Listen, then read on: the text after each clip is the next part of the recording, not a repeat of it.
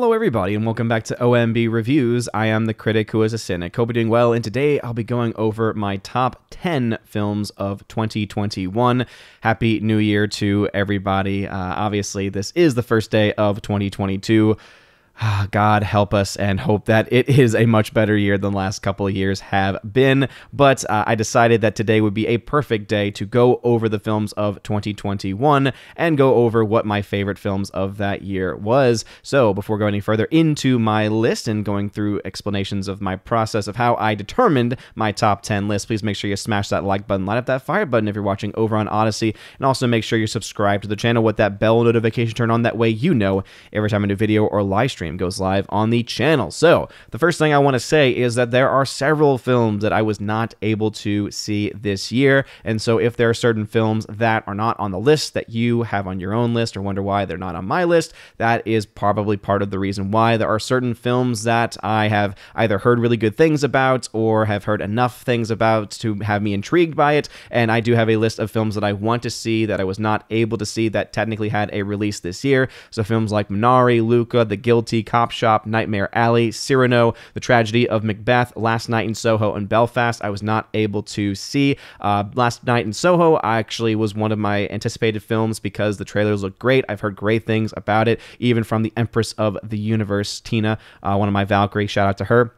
But this is a film that I was not able to see in theaters because of craziness with schedules. But luckily, it is going to be released on physical media later this month, and so I've been able to pre-order it, and so I can't wait to see that. Same with Belfast. I've heard really good things about that, and I've been really wanting to see it. And then Tragedy of Macbeth will be available on Apple TV Plus in the coming month as well. And so, again, it was released in theaters technically this year, and so it is a film that I'm intrigued by just by the fact of the various castings. When you ever have a film with Denzel Washington, you're expecting to have a lot of really awesome stuff going on there. So just again, just a little bit of going over films that are not on this list because I have not actually seen them yet. And if you've been following my website, ombreviews.com, I do have a list of all films that I've seen. I've now got my list back to, I think, 2011, films that I've seen from those going back to 2011. And so I have these different grades next to them, and I think what I will start doing is when I have a little bit of extra time, actually going through those years and actually going through the process that I did for this one and determining which are my best and favorite films of those years. I have videos that are dedicated to the previous years, but this is the first year that I'm doing it in the way that I am. But as you can see, I have certain films that are bolded. These are films that I thought just, again, were great. I had a lot of fun with. So anything in the A- range, anything in the A range, basically, with one exception, and that is Dune Part 1, which got a B+ for me. And the reason why is because that movie is, as it again, by the name of it, it is part one of the story, and obviously it was not marketed as Dune Part 1, but that is essentially what it is, especially when you start the film. It makes it very clear that it is part of an overarching story, and so really I think the jury is going to be out on that film until the entirety of, I believe they just have one other film planned, but obviously if they're able to get two more, I know that any studio would love to be able to do that. Not that the box office was that impressive for the film to be able to really justify that, but that's a discussion for another day. But again, if you've been following me, you've been able to see the films that I've thoroughly enjoyed, the films that I've also not enjoyed, and I'll be doing a top 10 worst films of 2021 as well,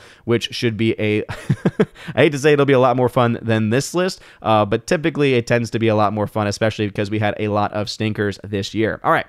So let's go ahead and go into my list, and you'll see that there's going to be scores next to each of the films. And basically, I did my old breakdown. So my website used to feature a grading scale, which not a lot of people use, which is why I basically decided to shut that down because it took a lot of extra time on my part just to get everything working. Once I had everything set up, once people started to put scores in, it auto-updated, but the actual front-end time was just a bit too much for me, and so I ended up just giving up on that specifically. But I was able to go back and reuse the same methodology, and essentially there is a grading scale where I grade things like acting, the editing, things like that, and it creates what I call an objective score. And then also there is one line for a subjective score, and each one of those points, again, it's a 5-point scale, lasts from an A to an F. And so that was what I was able to use, was to average the scores there. And again, it can be a little bit of a complicated process, and so I'm not going to go too much further into it, but that's where these scores come from, are the average of the subjective subjective and objective scores. And then when I had ties in scores, I then determined, just based on general preference, okay, which is a film I think is more rewatchable than the others.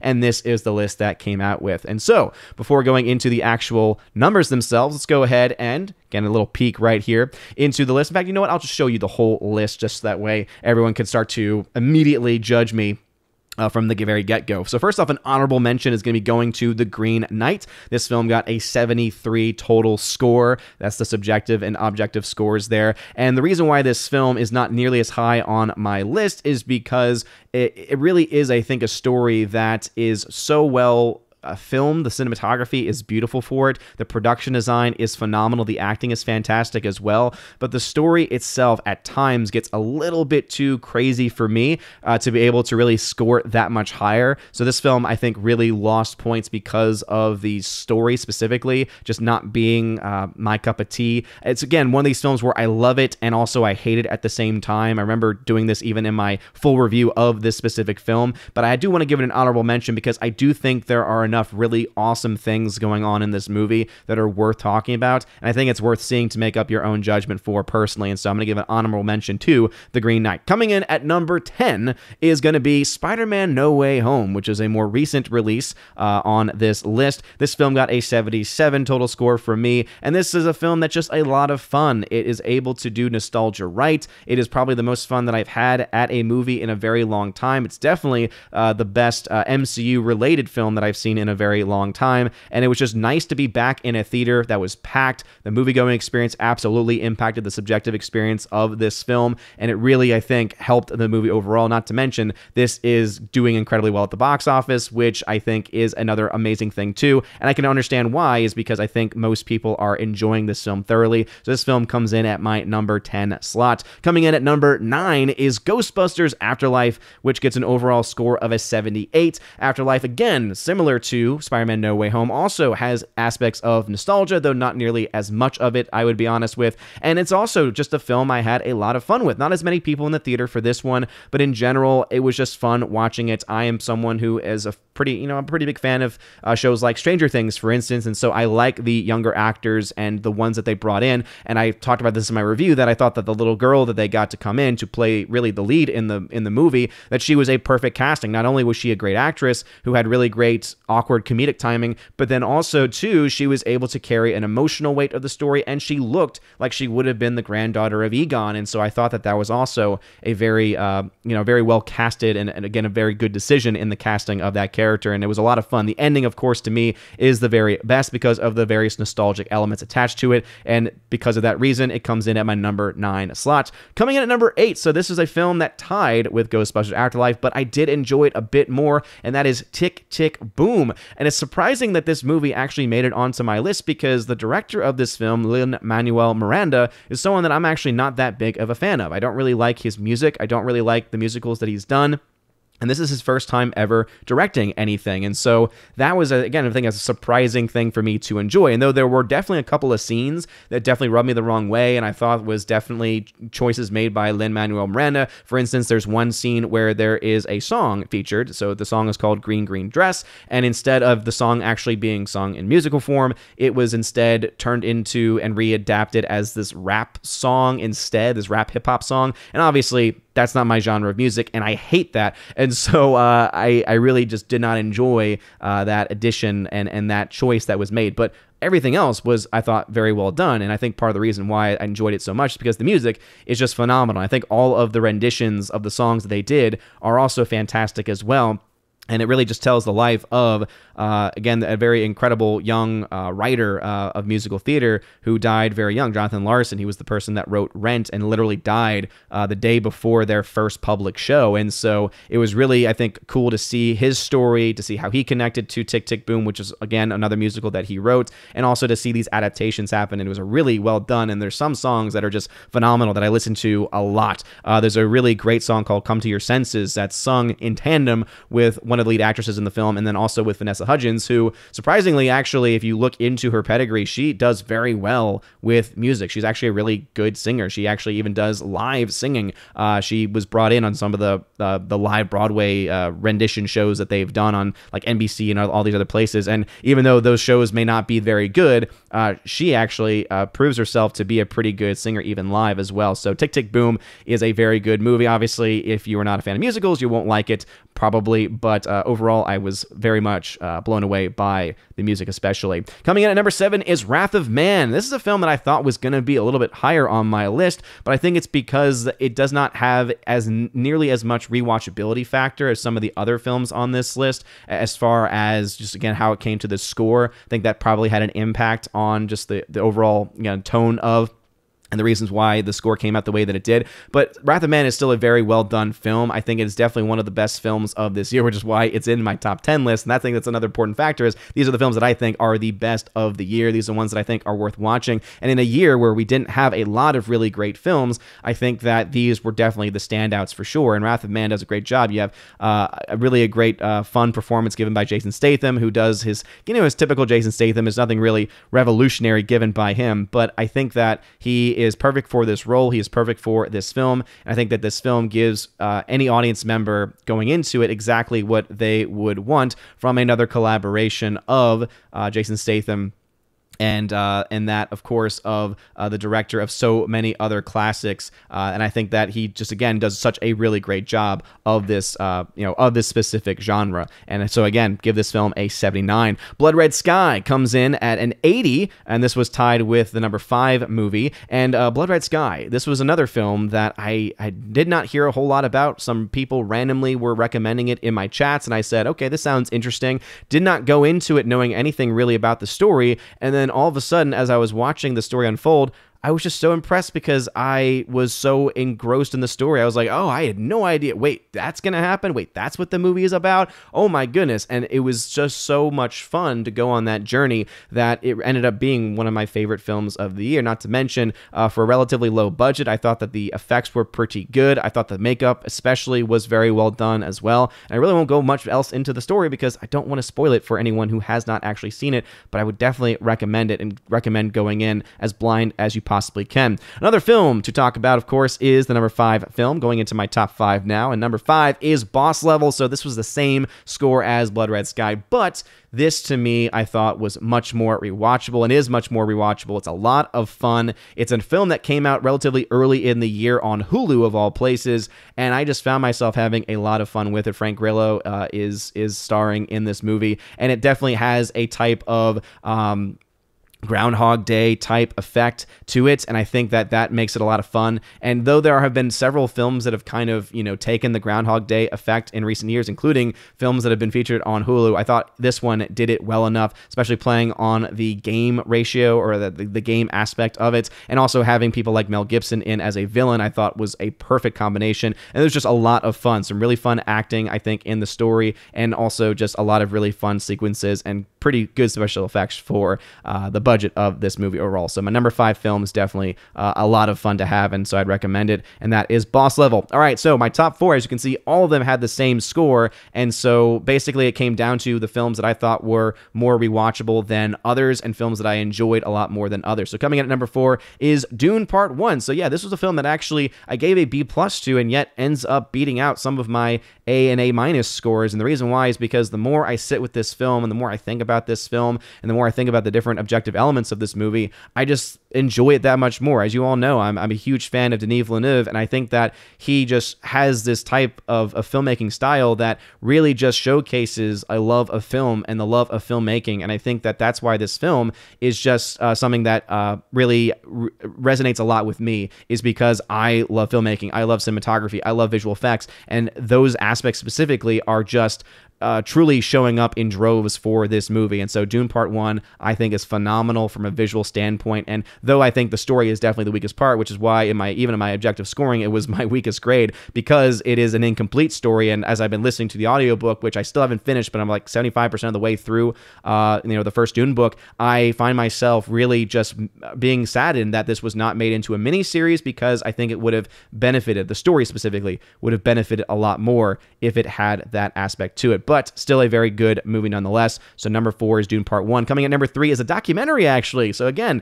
a weird year for films for me. But yeah, the number 3 film is a documentary called Val. This is on Amazon, and this is about Val Kilmer. So Val Kilmer, one of the very few, if only, stars in Hollywood to actually have gotten a like a VHS camera early in his career and filmed a ton of behind-the-scenes footage of the various films that he was a part of, his childhood, etc. Like, he was into filming things from a very young age, and so this is a fun documentary because you're just seeing a perspective that you oftentimes don't get to see, which is an actor behind the scenes on a project, the stories that they're telling, the games that they're playing, and I thought it was very well put together, well done. It was really cool to see this not just be done by Val, but also the fact that by Val Kilmer, but also his son coming in to do the voiceover. I thought was also a really cool aspect to it as well. It brought it kind of again another one of those emotional connections, and it just makes you so sad to see what Val Kilmer has gone through in the latter part of his career, not being able to speak very well because of things that have happened to him. And so this was, again, a very powerful story. I know that some people have been critical of it because it's definitely, you know, coming from a very positive outlook, but I look at it and I say, yeah, well, of course it is, because this is Val Kilmer's movie. This is a film that is featuring all of his own footage, and it's really his story that he's telling. So he's going to be very clearly a lot more optimistic of himself and a lot more positive towards himself. But I would argue that he also is not too afraid to necessarily hide the fact that he's not a perfect person. And so I think that because of that, I was able to find a lot of enjoyment in it. And yeah, documentary comes in at my top 3 films of the year. Coming in at number 2, film that I saw, again, as far as the year is concerned, at a earlier part of the year in comparison to some others. The number 2 film for me is A Quiet Place Part 2. I love the first Quiet Place movie. I loved it just from its story. It's very simplistic, but at the same time, it also has a lot of depth to it as well. I thought John Krasinski coming in as a director was very strong, and the fact that he was able to tell another story and to focus that story on something else. So, he dedicated the first film to really just to a love of film, right? He said, I'm dedicating this, and this is a love letter to films. And the second film he decided to make as a love letter to his kids. And I thought that was really awesome to see, and you really have that dynamic with the kids playing a much more dynamic role in this film as they're trying to deal with the loss of their father. And I thought that was very powerful. And I love the prequel aspect of this too, because the very beginning starts off with the very first day when the alien monsters come into play in this town and with these characters. And I actually would love not just to see a continuation and finalization of this story with a part 3, like kind of the end of the trilogy, but this is one where I would actually be kind of interested to see more of a prequel, not just of the family, but of this world and what this world's impact, what the impact of this world was. Kind of like a 10 Cloverfield Lane, right? I know that everyone's a fan of the Cloverfield film franchise, but I thought 10 Cloverfield Lane was really cool because it took a story within the universe of Cloverfield, but then made it something completely different. I think you could absolutely do that with the universe that Krasinski has been able to build with a film like A Quiet Place Part 2. And so it was definitely one of the most enjoyable films for me, and it's been fun to be able to give away 4Ks and steelbooks of A Quiet Place Part 2 because of that very reason. Solid acting, great story, and a lot of fun. A film that I would definitely look forward to rewatching at some point in the future. And coming in at number 1, this is a film that I had a pretty strong idea early on after I saw it the first time that it would probably end up being my favorite film of the year, and that is the film Nobody. I know it's definitely derivative of films like John Wick, but I think that it is unique enough to where it stands on its own, and you're able to enjoy it, and you're able to appreciate what they are bringing to the story. Bob Odenkirk especially coming in a character that is very similar to characters he's played in the past, but then when he brings in kind of like the old badass character, the badass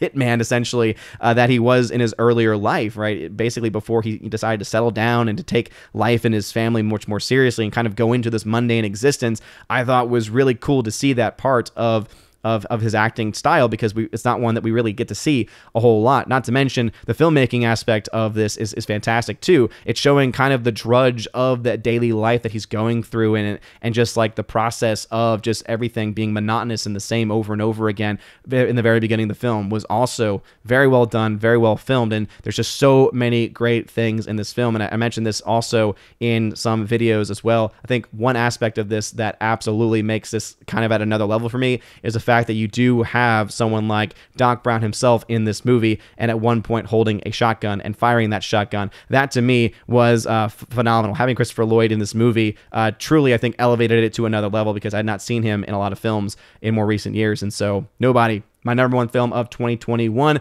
Whew. Okay, so those were my top films of the year. What are your top films of the year? Let me know in the comment section below. If you like this video, make sure you smash that like button, lab that fire button on Odyssey. Again, I really do appreciate y'all being here, and I always appreciate y'all being in the comment section. Hope everyone has a wonderful 2022. Obviously, we are starting off still in the midst of a lot of craziness in our world, but here's hoping that things can definitely be on the up and up. And I would say also that if you want to be able to continue the conversations about films and persons in the year 2021, remember that the Wednesday Raven Awards are, again, officially starting. And so if you want to be able to submit your nominations for some of the best films of the year, your favorite people of the year, some of the worst films of the year, things like that, check this out over at ombreviews.com. Go to Raven Awards, and when you go down to 2021, you'll have an actual form you can fill out here, and you can also click on an external form that will bring it up in a browser, and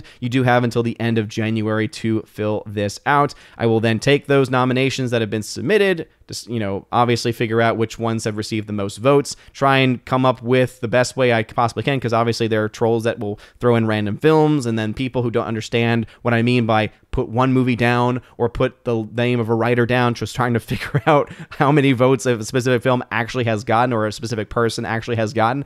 And so then I will actually have a ballot, and then I will allow y'all to submit your winners for the year as well. So again, this is very much a collaborative effort. This is not what I think is the best and worst of the year. That's what I just did. This is a chance for y'all to be able to come in, and unlike the Oscars, which continues to pat itself on the back and continues to award just complete and utter nonsense, this allows y'all to get a bit of a voice in. So anyway, let me know your thoughts about that as well. You're all amazing and beautiful people. Hope you all have a wonderful rest of your day. And as always, God bless.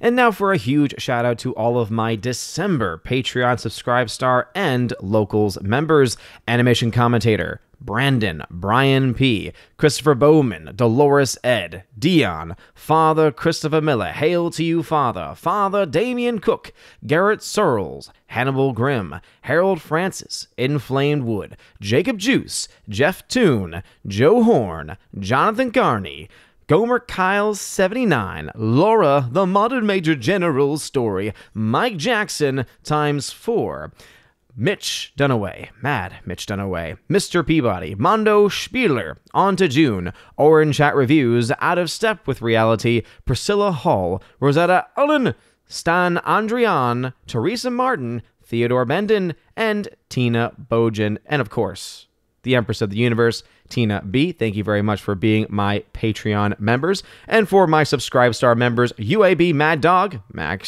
Jackson, Storm Tracker, The R, Fast Reaction, Nosferatu Gatsu, Stan 4, John B., Mr. Roy, Glinzer, J. Alex McCarthy Jr., Dean Heiss / the new number 2, J-Rod, the Beer Guru, and ZK-Man. Thank you very much for supporting me on Subscribestar. And to my 4 members over on Locals.com, Kara Tharp, UAB Mad Dog, once again, Mike Jackson, Bifford a Hobbit, and Robert Barnes. Thank you for supporting me on Locals, and if you want to have your name shouted out at the end of every video and live stream, check out the top link in the video description below. It's called Willow, or w.lo, Willow link. It'll bring you to all of my social media platforms and also to all of the various other locations that you can support the channel. You can get access to things like giveaways, where I do giveaways of 4K films, 4K steelbooks, digital codes, all kinds of stuff every single month.